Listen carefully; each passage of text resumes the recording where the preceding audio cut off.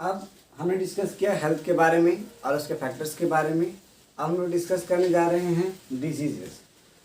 तो what do you mean by disease?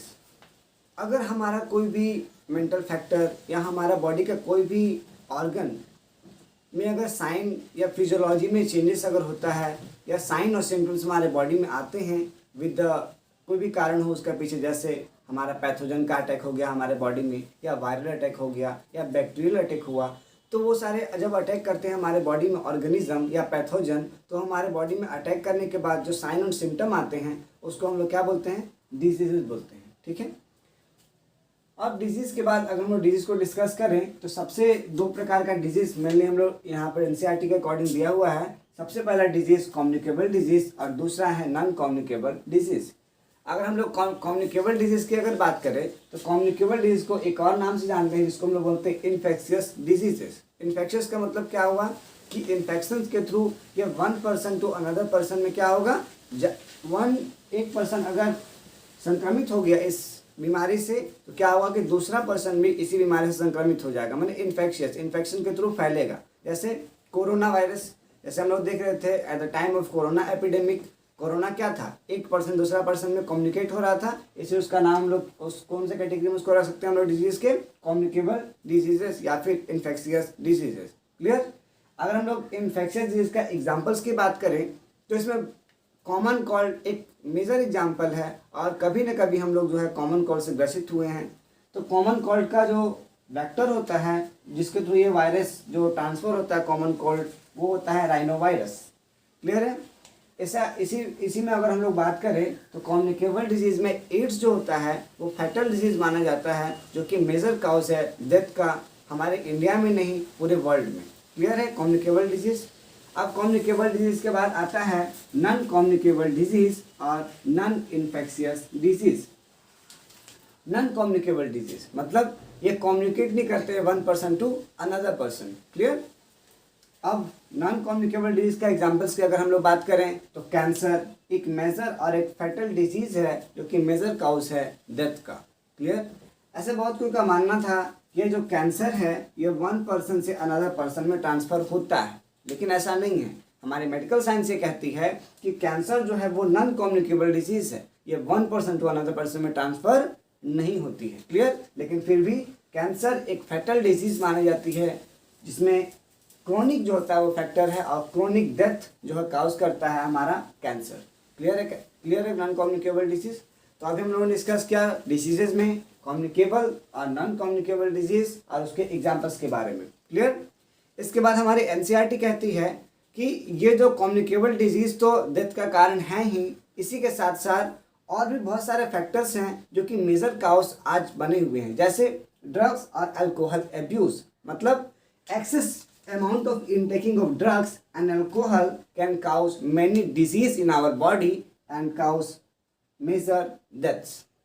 अगर हम लोग बात करें ड्रग्स और अल्कोहल एब्यूज़ का, तो अल्कोहल और ड्रग्स दोनों डायरेक्टली अफेक्ट करते हैं हमारे बॉडी ऑर्गन्स को, और आज से बहुत सारा डेथ का मेजर काउज है ड्रग्स और अल्कोहल एब्यूज़। क्लियर है? कम्युनिकेबल और नॉन कम्युनिकेबल डिजीज़। क्लियर? आप नोट डाउन करिए इसे।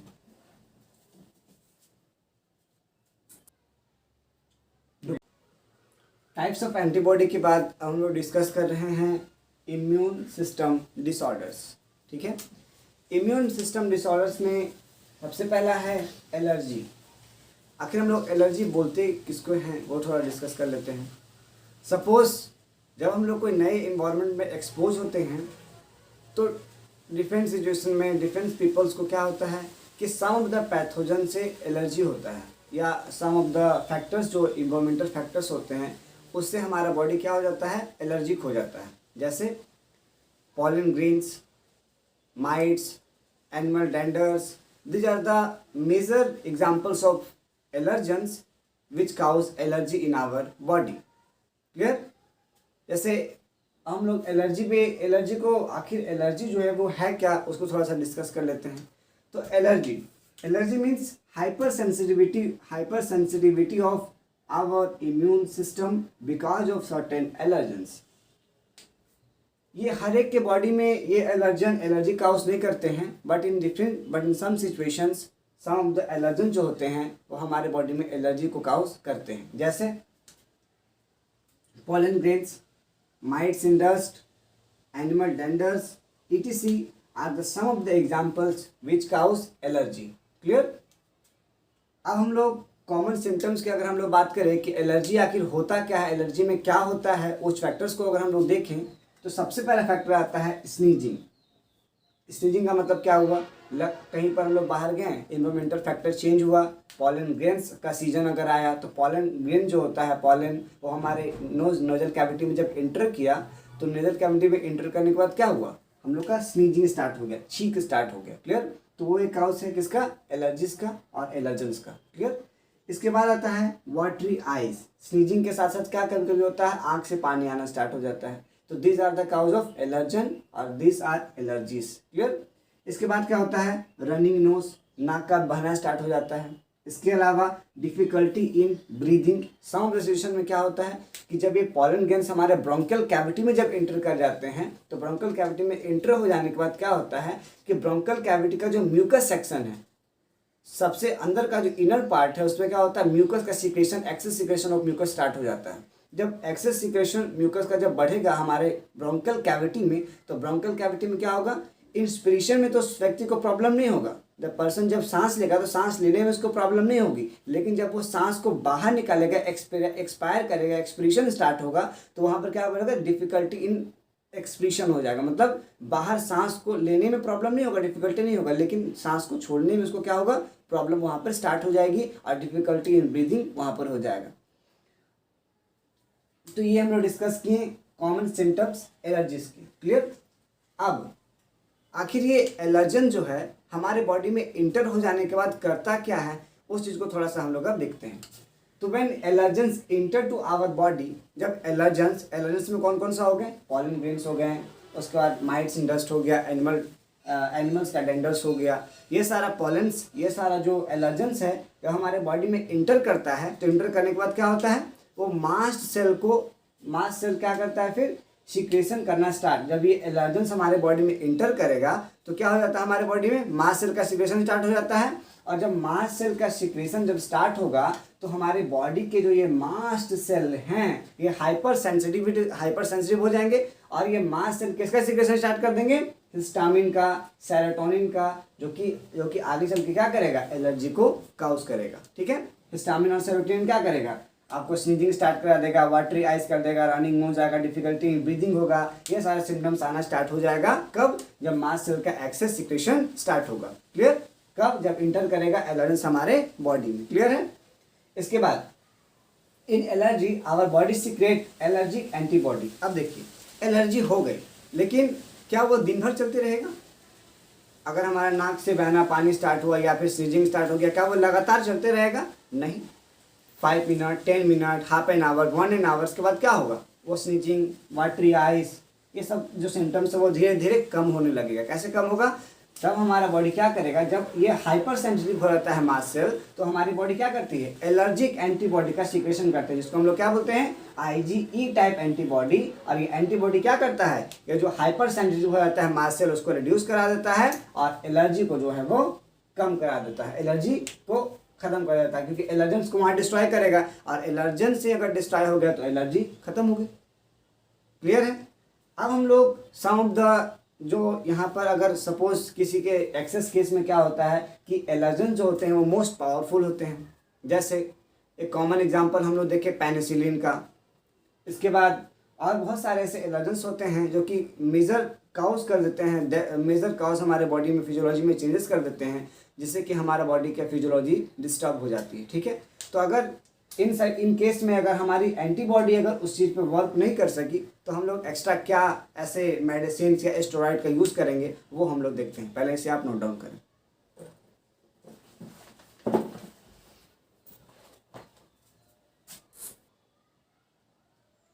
अभी हमने एलर्जेंस और एलर्जन का काउज देखा।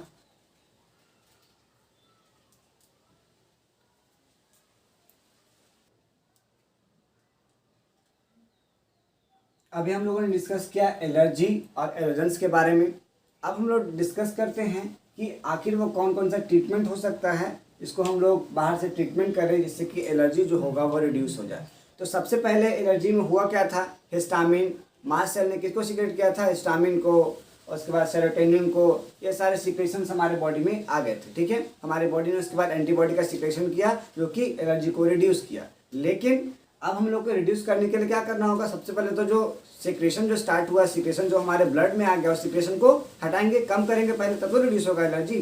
तो सीक्रेशन को रिड्यूस करने के लिए हम लोग यूज़ करते हैं किसका, एंटीहिस्टामिनिक ड्रग का, एड्रेनलिन का। और सम ऑफ द केसेस में अगर इससे कम नहीं होता है, रिड्यूस नहीं होता है एलर्जी, तो लास्ट केस में हम लोग किसका यूज़ करते हैं, स्टेरॉइडल हार्मोन या फिर स्टेरॉइड्स का हम लोग यूज़ करते हैं। स्टेरॉइड टैबलेट्स आते हैं जिससे ये जो एलर्जी है और एलर्जन जो है वो रिड्यूस होते हैं और ये एलर्जी जो होती है वो ख़त्म हो जाती है। अगर हम लोग डिस्कस करें थोड़ा सा एलर्जीज के बारे में, तो आज के डेट में जो मॉडर्न युग है उसमें बहुत सारे बच्चों की जो डिलीवरी है वो एसीज रूम में हो रहा है। Fully protected environment, AC environment में बच्चे का जन्म हो रहा है। तो इससे हो क्या रहा है कि वो फुल्ली प्रोटेक्टेड इन्वायरमेंट होने के कारण जब बच्चे का जन्म हुआ, बच्चे का जन्म हो जाने के बाद हम लोग उसको फुल्ली प्रोटेक्टेड इन्वायरमेंट में रखें। बहुत सारे माँ लोग क्या करती हैं कि बाहर ले जाने से मना कर देती हैं बच्चों को, कंबल में ओढ़ करके रखना, या बहुत सारे जो इन्वायरमेंटल फैक्टर्स हैं उनको जो है हटा देती हैं, वहाँ पर उस इन्वायरमेंटल फैक्टर से उसका जो है इनकाउंटर ही नहीं होने देती हैं। तो जब इन्वायरमेंटल फैक्टर से बॉडी का इनकाउंटर ही नहीं होगा तो बॉडी कैसे उस चीज़ को झेलने की शक्ति प्रदान करेगा, कैसे वो इम्यून बूस्ट होगा, बॉडी, बच्चे का इम्यून कैसे बूस्ट होगा। तो उस केस में क्या होता है कि जब बच्चा एडवर्सली जो होता है, जब वो जाता है इन्वायरमेंटल में इन फैक्टर्स को, जब बॉडी उसका इनकाउंटर होता है इन फैक्टर्स से, तो वो लोग क्या कर जाते हैं, हाइपर सेंसिटिव हो जाते हैं हमारे बॉडी के लिए और एलर्जी को काउज करते हैं। क्लियर। एक फैक्टर हमारे एनसीईआरटी में दिया हुआ था जो हमने यहाँ पर डिस्कस किया। इसके बाद हमारी एनसीईआरटी में सम ऑफ द डिजीज दी हुई है, जैसे ब्रोंकियल अस्थमा जो कि इसी का एग्जाम्पल है एलर्जीज का, hay fever, these are the example of what, they are the example of allergies. Clear. इसके बाद एलर्जीज के बाद एनसीईआरटी में एक और एग्जाम्पल दिया हुआ है एनाफिलेटिक शॉक के बारे में, वो हम लोग थोड़ा सा इसके बाद हम लोग डिस्कस करेंगे। क्लियर।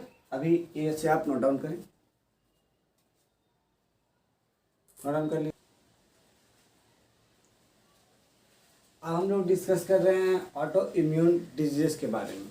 जैसा कि हमने पहले डिस्कस किया था ऑटो इम्यूनिटी के बारे में।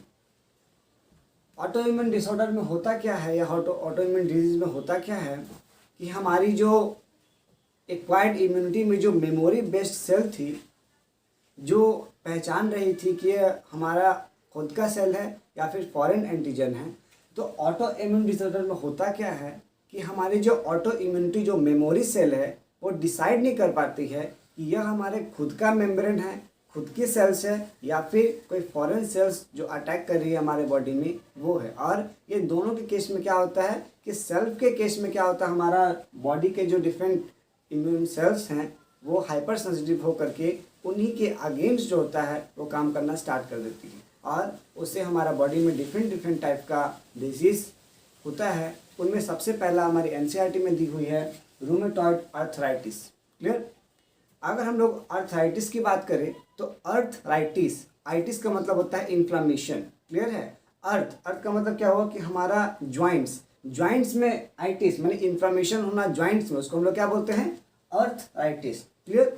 यहाँ पे रूमेटॉइड आर्थराइटिस है। आर्थराइटिस मेनली तीन टाइप का हम लोग यहाँ पर थोड़ा सा डिस्कस कर लेते हैं आर्थराइटिस के बारे में।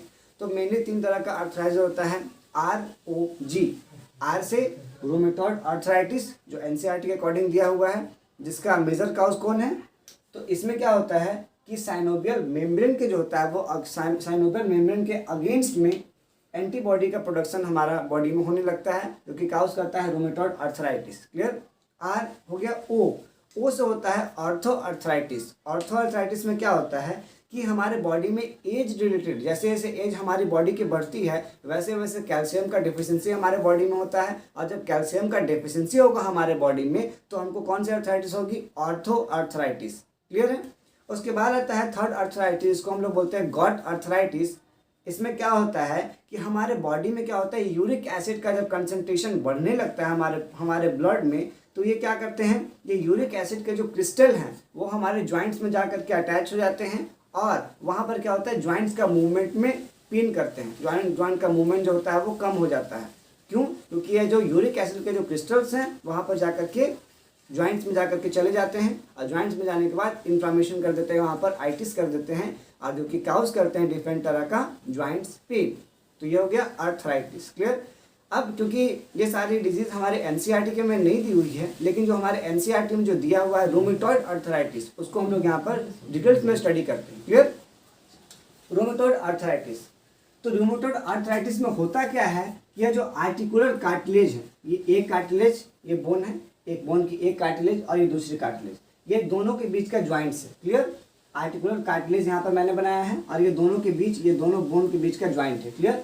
इन दोनों के बीच में क्या होता है, साइनोवियल फ्लूइड प्रेजेंट होता है, जो कि इसका मूवमेंट कराने में जो हेल्प करता है। क्लियर? अब ये साइनोवियल फ्लूइड जो है प्रोड्यूस कौन करता है, तो ये जो साइनोवियल मेम्ब्रेन है, ये जो तो बोन है, ये बोन के जो साइड में जो ये साइनोवियल मेम्ब्रेन दिख रही है आपको डॉटेड लाइन से, तो ये साइनोवियल मेम्ब्रेन क्या करता है, साइनोवियल फ्लूइड का प्रोडक्शन करता है, जो कि मूवमेंट में हेल्प होता है। क्लियर? ये तो हो गया नॉर्मल फिजियोलॉजी। ये हमारे नॉर्मल फिजियोलॉजी में साइनोवियल मेम्ब्रेन साइनोवियल फ्लूइड का प्रोडक्शन करती है, जो कि मूवमेंट कराने में हेल्प करता है। लेकिन in the case of rheumatoid arthritis, inflammation in joints होना स्टार्ट हो जाता है। कैसे? अब होता ये है कि जो साइनोवियल मेम्ब्रेन है उसके अगेंस्ट हमारी बॉडी क्या करती है, एंटीबॉडी का प्रोडक्शन करती है। कौन कौन सी एंटीबॉडी प्रोड्यूस होती है, तो mainly IgG and IgM type antibody जो होती है हमारी बॉडी में, ये साइनोवियल मेम्ब्रेन के अगेंस्ट प्रोड्यूस होने लगती है, और वो ये एंटीबॉडी यहाँ पर क्या करती है कि साइनोवियल मेम्ब्रेन का ये फ्लूइड प्रोडक्शन है उसको इनहिबिट कर देती है। और साइनोवियल मेम्ब्रेन जब ये फ्लूइड का प्रोडक्शन नहीं करेगा तो यहाँ पर प्रॉब्लम आएगा, इन्फ्लेमेशन में, ज्वाइंट्स का मूवमेंट में प्रॉब्लम आएगा। क्लियर है? और ज्वाइंट का जब मूवमेंट्स में प्रॉब्लम आएगा मतलब आइटिस, तो मतलब रूमेटॉइड अर्थराइटिस, मतलब इन्फ्लेमेशन इन ज्वाइंट्स। क्लियर है? रूमेटॉइड अर्थराइटिस, ये हम लोग ने अर्थराइटिस, जिसमें सबसे पहला है रूमेटॉइड अर्थराइटिस, जो कि काउज किया साइनोवियल मेम्ब्रेन के अगेंस्ट बना एंटीबॉडी। उसके बाद एक और अर्थराइटिस हमने डिस्कस किया, ऑर्थो अर्थराइटिस, जिसमें क्या हुआ था, deficiency of calcium as that arthritis है। उसके बाद हम लोग थर्ड अर्थराइटिस को डिस्कस किए, जिसको गॉट बोले हम लोग, गॉट अर्थराइटिस। वो क्यों हो रहा था, यूरिक एसिड का डिपोजिशन की वजह से अर्थराइटिस हो रहा था, उसको हम लोग क्या बोल रहे थे, गॉट अर्थराइटिस। क्लियर? लेकिन अगर पूछे हम लोग ऑटो इम्यून डिजीज, मतलब किसके अगेंस्ट एंटीबॉडी का प्रोडक्शन हुआ, किसके ऑटो इम्यून डिजीज में कौन आता है, तो वो कौन सा हुआ, रूमेटॉइड अर्थराइटिस। इसमें किसके अगेंस्ट एंटीबॉडी बनती है वो याद करने लायक है, वो कौन सा है, साइनोवियल मेम्ब्रेन। यहाँ पर सबसे इंपॉर्टेंट है कि रूमेटॉइड अर्थराइटिस में किसके अगेंस्ट जो है वो एंटीबॉडी का प्रोडक्शन होता है, तो वो है साइनोवियल मेम्ब्रेन। क्लियर है? Rheumatoid arthritis. क्लियर? अब इसे आप नोट डाउन करें, लिख लिया होगा। अब हम लोग यहाँ पर ऑटो इम्यून डिजीज के बाद हम लोग डिस्कस कर रहे हैं immune system in our body. एक टॉपिक एनसीईआरटी में दिया हुआ है, उसके कुछ पॉइंट्स हमने पहले ही डिस्कस कर लिया था। अब उसके जो बचे हुए कुछ पॉइंट थे वो हम लोग यहाँ पर थोड़ा सा डिस्कस करते हैं। क्लियर? तो हम लोग यहाँ पर स्टार्ट करते हैं थाइमस के बारे में।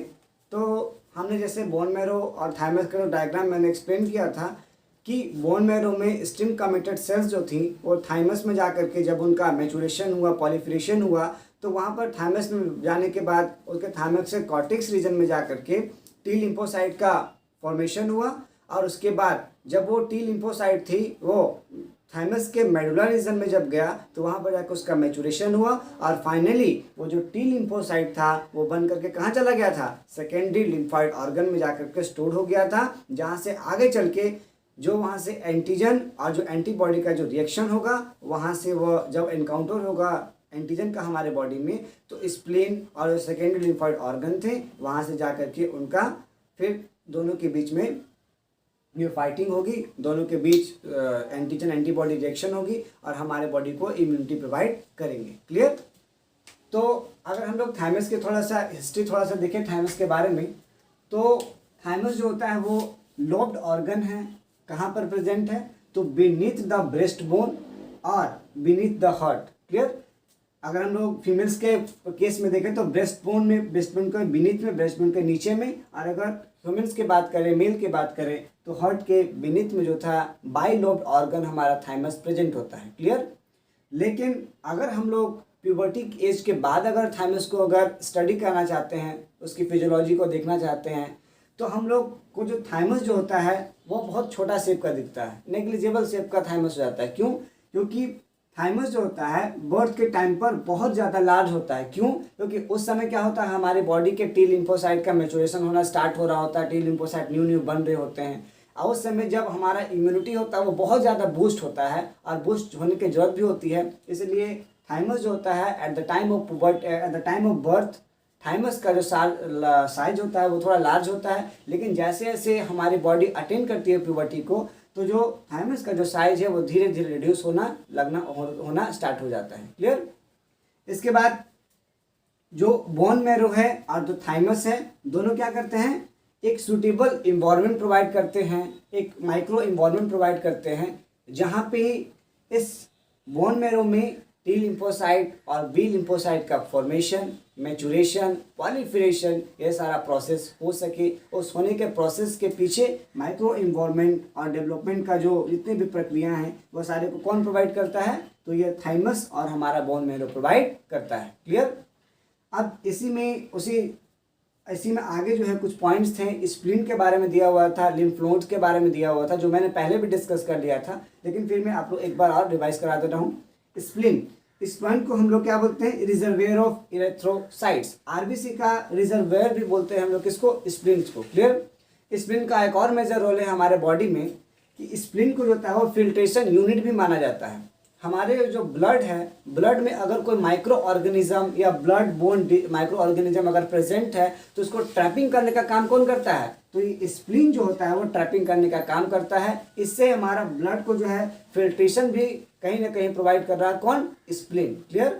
और जो डेड एरिथ्रोसाइट सेल्स हैं, डेड आरबीसी सेल्स हैं, उनको भी ट्रैप करने का काम कौन करता है, तो स्प्लीन करता है। इसीलिए स्प्लीन को क्या बोलते हैं, रिजर्वेयर ऑफ इरेथ्रोसाइट्स। क्लियर? इसके बाद थोड़ी सी लिम्फॉइड ऑर्गन के बारे में दिया हुआ है कि लिम्फॉइड ऑर्गन हमारे बॉडी में कहाँ कहाँ पर प्रेजेंट है।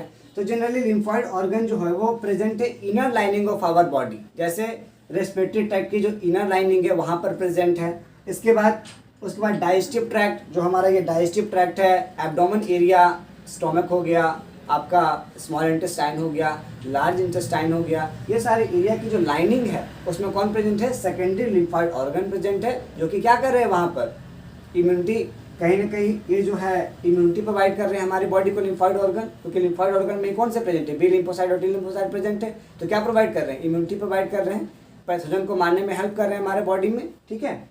इसके अलावा यूरोजेनिटल ट्रैक्ट मतलब क्या हुआ, हमारी जो जेनाइटल ट्रैक्ट है उसके इनर लाइनिंग में भी कौन प्रेजेंट है, आपका ये T lymphocyte, B lymphocyte present है, जो कि वहाँ पर भी क्या कर रहा है, हमारा बॉडी के इम्यूनिटी प्रोवाइड कर रहा है। क्लियर?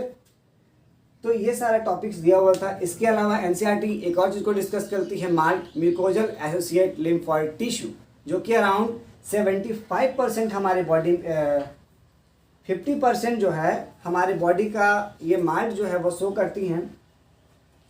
अगर हम लोग एनसीईआरटी में थोड़ा सा अगर हम लोग इस टॉपिक को पूरा अगर पढ़ करके देखें, तो इम्यून सिस्टम में हमारी बॉडी बायोलोब स्ट्रक्चर और एंटीबॉडी का डिस्कशन करती है। इसके बाद जो है हमारी एनसीईआरटी डिस्कस करती है इस सेकेंडरी लिम्फॉइड ऑर्गन्स के बारे में, टी लिम्फोसाइट और बी लिम्फोसाइट्स में। और एट लास्ट में हमारे एनसीईआरटी थोड़ी सी डिस्कस कर रही थी माल्ट्स के बारे में, म्यूकोजा एसोसिएट लिम्फॉइड ऑर्गन, जो कि 50% ऑफ आवर बॉडी, हमारे बॉडी के 50% प्रेजेंट होता है, और ये सारे मिल करके हमारी बॉडी को इम्यूनिटी प्रोवाइड करता है। क्लियर? तो ये सारा हमने डिस्कस किया about thymus, spleen nodes और secondary lymphoid organs। क्लियर? अब इसे आप नोट डाउन करें, पहले इसे लिख लें, अच्छे से लिख लिया होगा। अब हम लोग एनसीईआरटी के अकॉर्डिंग अब डिजीज दिया हुआ है, एड्स और कैंसर और ड्रग्स एंड अल्कोहल अब्यूज़।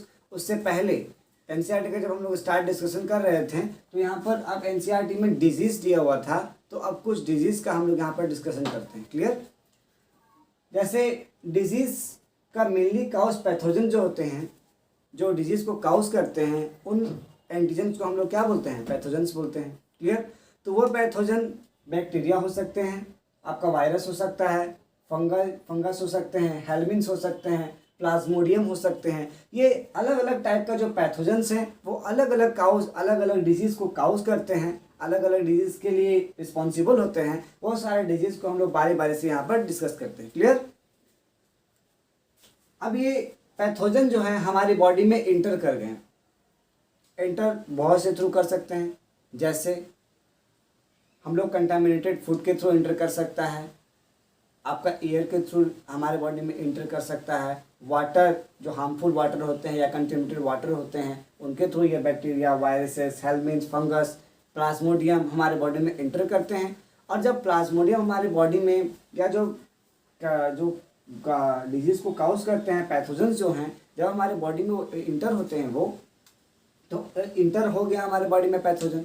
तो पैथोजन इंटर होने के बाद क्या करेगा, टारगेटेड ऑर्गन में जाएगा और टारगेटेड ऑर्गन में जाने के बाद क्या करेगा, अपने आप का अपना नंबर को इंक्रीज करेगा, मल्टीप्लिकेशन करेगा। ठीक है, क्योंकि अगर small amount of bacteria, viruses, fungus जो होता है अगर स्मॉल अमाउंट में रहेगा तो वो तो बहुत बड़ा डिजीज हम लोग का काउज नहीं करेगा बॉडी में।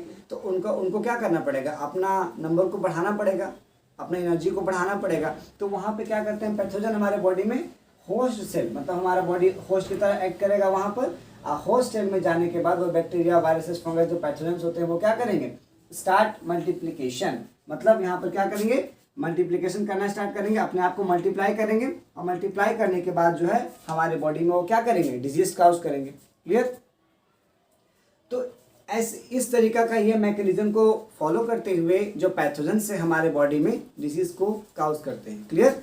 अब हम लोग जो एनसीईआरटी के अकॉर्डिंग बहुत सारा डिजीज दिया हुआ था, तो उन डिजीज़ों को अलग अलग कैटेगराइज में मैंने कैटेगराइज किया है। सबसे पहला डिजीज जो एनसीईआरटी डिस्कस करती है वो है बैक्टीरियल डिजीजेस।